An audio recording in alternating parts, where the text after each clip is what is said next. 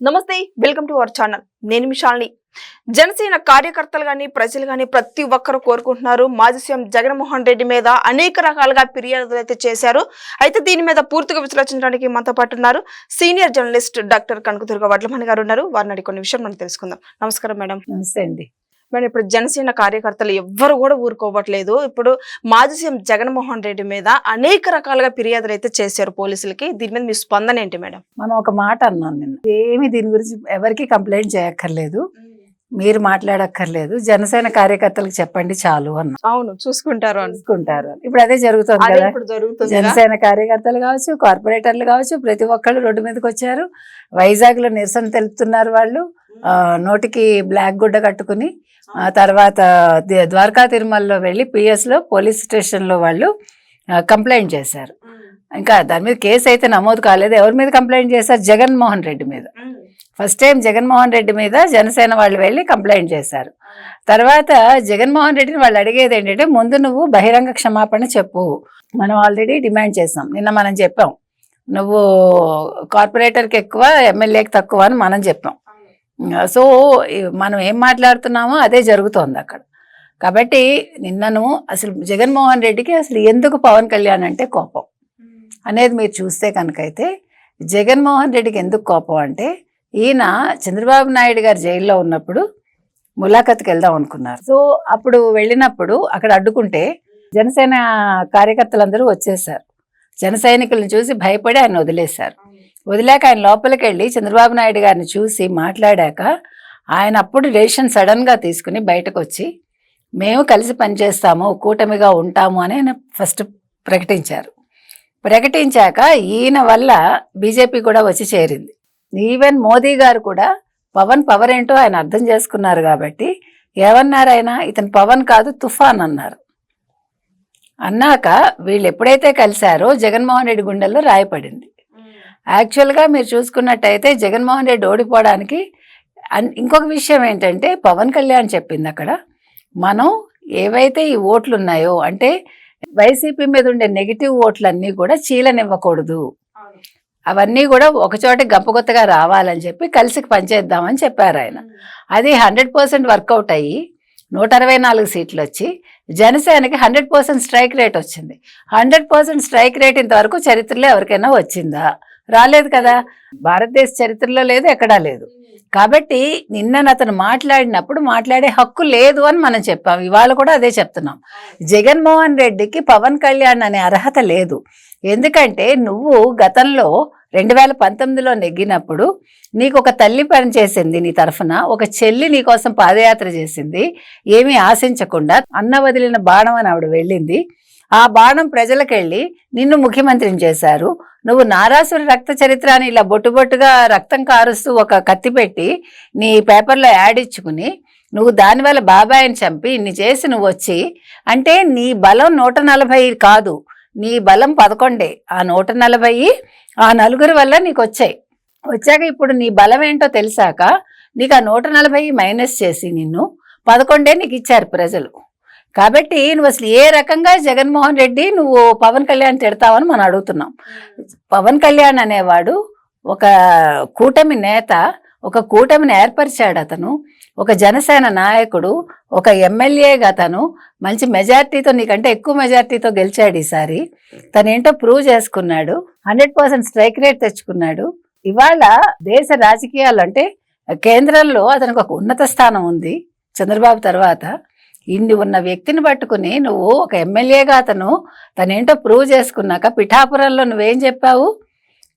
వంగా గీతను గెలిపిస్తే ఆమెకు హోంశాఖ ఇస్తానని నువ్వు తాయిలం పెట్టావు. ప్రజలకు అవసరమే ఉంది, నువ్వు హోంశాఖ ఎవరికి ఇచ్చుకుంటే వాళ్ళకెందుకు? నువ్వు ఒక దళిత మహిళని చేస్తానని చేసి మళ్ళా నువ్వు హోంశాఖ వంగా గీతకి ఇస్తానని ఎందుకు చెప్పావు? అంటే దళితులను అవమానించటమేగా ఆ రోజు. కాబట్టి ఇవాళ అతని కోపం ఇంకోటి ఏంటంటే, అతనికి 40% ఓటింగ్ వచ్చింది అంటున్నాడు, ఓటింగ్ శాతం ఉందని. ఇక్కడ రేవంత్ రెడ్డికి 40% ఓటింగే ఉంది. కానీ ప్రతిపక్షానికి యూనిటీ లేకపోవటం వల్ల బీజేపీకి 16% వెళ్ళిపోయింది మిగిలిన దాంట్లో. అందువల్ల ఇవాళ వాళ్ళు ఫామ్ చేయలేకపోయారు బీఆర్ఎస్. అందుకని అది పోల్చుకుంటాడు. నాకు 40% ఉంది, నేను ముఖ్యమంత్రిని కావాలి కదా అనుకుంటాడు. నువ్వు ముఖ్యమంత్రి కాదు కదా, నువ్వు అసలు ఎమ్మెల్యేగానే ఇప్పుడు పనికి రావేమో అని ప్రజల్లో సందేహం వస్తోంది. నిన్న అయ్యన్న పాత్రుడు గారు కూడా నీకు అందుకే ప్రత్యేక హోదా ఇవ్వనన్నాడు, ఆయన ప్రతిపక్ష నేత హోదా ఇవ్వనన్నాడు. కాబట్టి అసలు జగన్మోహన్ రెడ్డి ఏ రకంగా పవన్ కళ్యాణ్ విమర్శిస్తాడు? పవన్ కళ్యాణ్ అన్న మామూలు మనిషా కాదు కదా. అతని వల్ల కదా ఈరోజు అసలు ఆంధ్రప్రదేశ్లో కూటమి అనేది వచ్చింది, ఇవాళ ఒక యూనిటీ వచ్చింది. వీళ్ళు విడిపోతే బాగుండు అనేది మొదటి నుంచి వాళ్ళు అందుకే ట్రై చేశారు. జనసేన ఎప్పుడైతే తెలుగుదేశంతో కలిసిందో వీళ్ళు ఏకమైపోయారు, నేను ఓడిపోతాను అని అతనికి తెలుసు ఖచ్చితంగా. అందుకే అన్ని కుట్రలు చేశారు వాళ్ళు. ఆ కుట్రలు సరిపోవని నిన్న కూడా మళ్ళీ పవన్ కళ్యాణ్ మీద పడి ఏడుస్తున్నాడు అతను. కాబట్టి ఇవాళ బహిరంగ క్షమాపణ జగన్మోహన్ రెడ్డి చెప్పి తీరాలి. ఇవాళ జనసేన కార్యకర్తలు అడిగినా కార్పొరేటర్లు అడిగినా అదే అడుగుతున్నారు. ఎందుకంటే కార్పొరేటర్కి ఎక్కువ ఎమ్మెల్యేకి తక్కువ అన్నాడు కదా, అందుకని ఇవాళ కార్పొరేటర్లు బయటకు వచ్చారు. మీకు అర్థమైందా? వచ్చి దాని మీద వాళ్ళు గొడవ చేస్తున్నారు. కాబట్టి ఇవాళ జగన్మోహన్ రెడ్డి అనేవాడు తప్పకుండా జనసేన పార్టీకి, జనసేన నేతకి, జనసేన కార్యకర్తలకి, జనసేన కార్పొరేటర్లకి, జనసేన ఎమ్మెల్యేలకి, ఎంపీలకి అందరికీ కూడా బహిరంగ క్షమాపణ చెప్పి తీరాలి. లేకపోతే తప్పకుండా కేసు నమోదవుతుందండి, అందులో సందేహం ఏమీ లేదు. ఇవాళ అనుకుంటున్నాడు వీళ్ళేమి చాలా చిన్నవాళ్ళని కాదు. ఇవాళ జనసేన ఒక ప్రభంజనం అండి. పవన్ కళ్యాణ్ ఫ్యాన్స్తో పెట్టుకున్న, పవన్ కళ్యాణ్ జన సైనికులతో పెట్టుకున్నా కూడా ఎవ్వరూ కూడా మళ్ళీ ఫ్యూచర్లో రాజకీయాల్లో కూడా ఉండలేరు. అది జగన్మోహన్ రెడ్డి గుర్తుంచుకోవాలి. ఇవాళ నీకేమీ లేదు జగన్మోహన్ రెడ్డి నీ వెంట తల్లి లేదు, చెల్లి లేదు, నీ వెంట ఒక మంచి ఎమ్మెల్యే లేడు, ఒక మంచి ఎంపీ లేడు. అంటే ఒక నిజాయితీపరుడైన వ్యక్తి ఎవరు కూడా నీతో లేరు. నీ చుట్టూ ఉన్న వాళ్ళందరూ కూడా తప్పులు చేసిన వాళ్ళు, అక్రమాలు చేసిన వాళ్ళు, నీలాగే అన్యాయాలు చేసిన వాళ్ళు, అవినీతి చేసిన వాళ్ళు, జైలుకి వెళ్ళడానికి రెడీగా ఉన్నవాళ్ళు, కేసులు ఉన్నవాళ్ళు. నువ్వు ఆల్రెడీ జైలుకి వెళ్ళొచ్చిన వాడివి. ఇన్నున్న నువ్వు మాట్లాడడం ఏంటి? పవన్ కళ్యాణ్కి నీకు అసలు ఎక్కడైనా పోలికుందా? నక్కకి నాగలోకానికి ఉన్నంత తేడా ఉంది మీ ఇద్దరికి. కాబట్టి నువ్వు మాట్లాడడానికి అనర్హుడివి జగన్మోహన్ రెడ్డి అని చెప్తున్నాం మనం. జనసేన సైనికులు మాత్రం దీన్ని చాలా తీవ్రంగా తీసుకుని రాష్ట్ర వ్యాప్తంగా వాళ్ళు ఆందోళన చేస్తారండి, చెయ్యాలి కూడా. జగన్మోహన్ రెడ్డికి ఆ వేడి తగలాలి, ఆ తాకిడి తగలాలి, ఒత్తిడి తెలియాలి. తెలిస్తేనే క్షమాపణ చెప్తాడు. మళ్ళా ఫ్యూచర్లో ఇంకోసారి పవన్ కళ్యాణ్ గురించి కానీ, చంద్రబాబు నాయుడు గారి గురించి కానీ, లోకేష్ గురించి కానీ మాట్లాడరు. ఆ రోజు ప్రమాణ స్వీకారం అయ్యాక అతను ఒక డిప్యూటీ సీఎం, నువ్వు అది కూడా కాదు, నువ్వు ప్రతిపక్ష నేత కాదు కదా, నువ్వు ఒక మామూలు ఎమ్మెల్యేవు. నువ్వు ఆ రోజు ప్రమాణ స్వీకారం అయ్యాక లోకేష్ పవన్ కళ్యాణ్ కాళ్ళకి దండం పెట్టాడు. దానికి కూడా వీళ్ళు విపరీత వ్యాఖ్యలు చేస్తున్నారు. అంటే నీ వల్లే మేము గెలిచాము అని అతను దండం పెట్టాడని. బుద్ధి లేదు వీళ్ళకి. సంస్కారం లేని వాళ్ళు అలాగే ఉంటారు. సంస్కారం సంప్రదాయం తెలిసిన వాళ్ళు కాళ్ళకి నమస్కారం చేస్తారు, పెద్దవాడు కాబట్టి చేశారు. అతను దత్తపుత్రుడే, తప్పే ఉంది? అదేం చెడ్డమాట కాదుగా, అదేం చెడ్డమాట కాదు కదా. కాబట్టి ఇవాళ జగన్మోహన్ రెడ్డి మాట్లాడిన మాటలకి అతను క్షమాపణ చెప్పాలండి, ఖచ్చితంగా బహిరంగ క్షమాపణ చెప్పాలి. మళ్ళా ఇలాంటి వ్యాఖ్యలు చేయకూడదు. దీని మీద వాళ్ళ సోషల్ మీడియా చాలా ఇదిగా తీవ్రంగా స్పందిస్తోంది.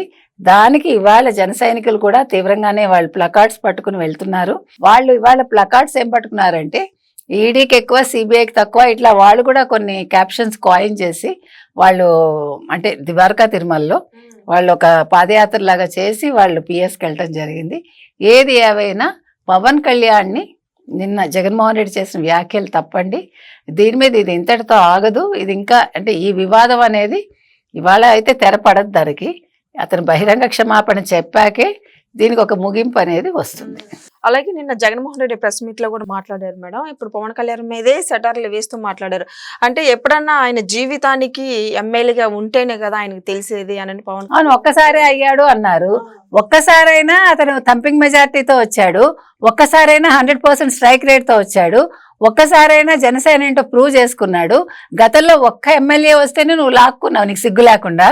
నువ్వు మరి ఆ ఒక్క ఎమ్మెల్యేని ఎందుకు లాక్కున్నావు? నీకు 151 వచ్చినప్పుడు నువ్వు జనసేన నుంచి ఎందుకు తీసుకున్నావు? కాబట్టి నీకు సిగ్గు లేదు, అందుకని తీసుకున్నావు. పవన్ కళ్యాణ్కి ఏంటంటే ఓర్పు ఉంది కాబట్టి తను రాజకీయాల్లో నిలదొక్కున్నాడు, సొంతంగా తెచ్చుకున్నాడు. ఇక్కడ ఎవరి సపోర్టు లేదు నీలాగా. ఇది పవన్ కళ్యాణ్ వ్యక్తిగత విజయం. ఇది నీది ఇంతమంది మీద ఆధారపడి నువ్వు 151 సీట్లు తెచ్చుకున్నావు. ఇప్పుడు నీకు ఎవరు లేరు కాబట్టి 11 సీట్లకే పరిమితం అయ్యావు. అంటే నువ్వు సగం సీట్లు కూడా జనసేనకు వచ్చినని కూడా నీకు రాలేదు. కాబట్టి నువ్వు అన్ని రకాలుగా ఓడిపోయినట్లే. నువ్వు అసలు రాజకీయాల నుంచి తప్పుకుంటే మంచిదని ఈ సందర్భంగా మనం చెప్తున్నాం. Thank you madam. Thank you.